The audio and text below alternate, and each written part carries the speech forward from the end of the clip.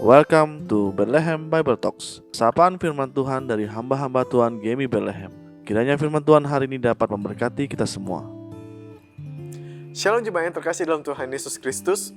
Hari ini kita akan kembali merenungkan satu bagian firman Tuhan yang terambil dari Efesus pasal yang ke-6 ayat yang ke-18 sampai 20. Saya akan bacakan untuk kita semua. Efesus pasal yang ke-6 ayat 18 sampai 20.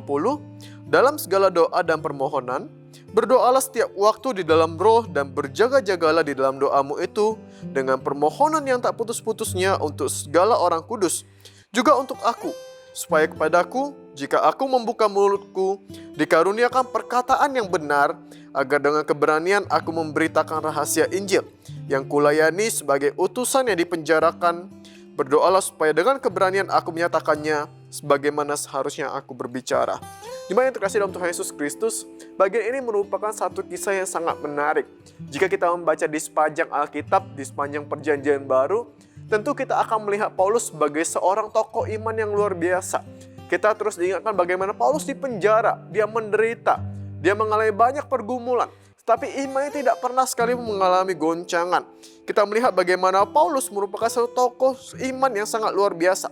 Tapi di sini, pada bagian ini, Paulus sang tokoh iman yang luar biasa ini dengan tidak segan-segan meminta orang lain untuk mendoakan dirinya. Dia dengan tidak segan-segan meminta jemaat-jemaat yang ada di Efesus untuk mendoakan dirinya. Di sini Paulus menyadari betapa pentingnya sebagai sesama orang percaya untuk saling mendoakan. Di sini Paulus melihat bahwa sebagai orang percaya sangat penting bagi kita untuk tidak hanya berdoa bagi diri kita sendiri. Sebagai orang percaya kita tidak hanya berdoa bagi kebutuhan kita, bagi apa yang sedang kita alami, tapi juga sangat penting bagi kita untuk berdoa bagi sesama jemaat dan sesama orang percaya. Yakobus pasal 5 ayat ke-16 berkata, "Hendaklah kamu saling mengaku dosamu dan saling mendoakan."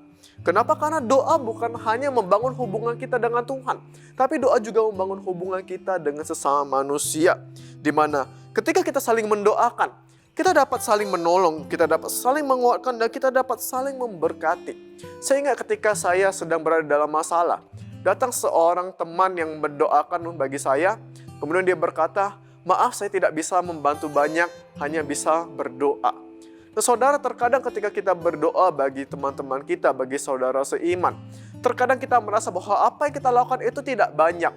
Tapi bagi orang yang bersangkutan, bagi orang yang didoakan, hal tersebut akan membekas dan memberikan berkat yang tidak akan kita bayangkan. Kita percaya bahwa ketika kita berdoa bagi orang lain, hal itu memiliki dampak yang luar biasa bagi orang tersebut. Yang menjadi perenungan bagi kita adalah, sudahkah kita berdoa bagi orang lain? Atau jangan-jangan selama ini kita hanya berdoa bagi diri kita sendiri? Mari kita mulai mendoakan sesama saudara seiman kita. Sebab hendaklah kamu saling mengaku dosa dan saling mendoakan supaya kamu sembuh. Doa orang yang benar bila dengan yakin didoakan sangat besar kuasanya. Tuhan Yesus memberkati. Demikianlah Bible Talks hari ini. Tuhan Yesus memberkati.